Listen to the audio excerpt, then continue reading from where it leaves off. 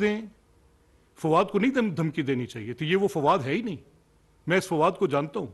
मैं कंडेम करूंगा अगर किसी किस्म की कोई ब्रूटैलिटी होगी, अगर ड्यू प्रोसेस नहीं होगा, अगर उसके साथ कोई ज्यादती होगी, तो I will be the first one to come and sit. कल उसके मुंह पे कपड़ा डाल के नहीं लाना चाहिए था, उसको ओपनली कोर्ट में पेश करते। अब मुझे बताएं क्या हक था फरूख हबीब का? ये फरूख हबीब पुलिस को ऑब्स्ट्रक्ट करें, इनके खिलाफ एफआईआर बनती है ऑब्स्ट्रक्ट करने की। इस तरह की बदमाशी करके एक स्टेट की मशीनरी को ऑब्स्ट्रक्ट करना, एक registered FIR, there is a complainant, एक ड्यू प्रोसेस है। कैसे फरूख हबीब ये बात कर सकते हैं? जाएं और वो जाके टोल प्लाजे पे खड़े हों और खड़े होकर जाके उसको रोकें और पुलिस की गाड़ी के ऊपर जाके मुक्के बरसाएं और उनको बैंक करें। यानी आप जुर्म भी करें और आपको पूछे भी कोई ना। आप लोगों को कत्ल करने की धमकियां दें, उनके घरों में घुस के उनको मारने की धमकियां दें। बायस आपका ये हो कि आपके खिलाफ फैसले क्यों आते हैं और फैसले कैसे आते हैं।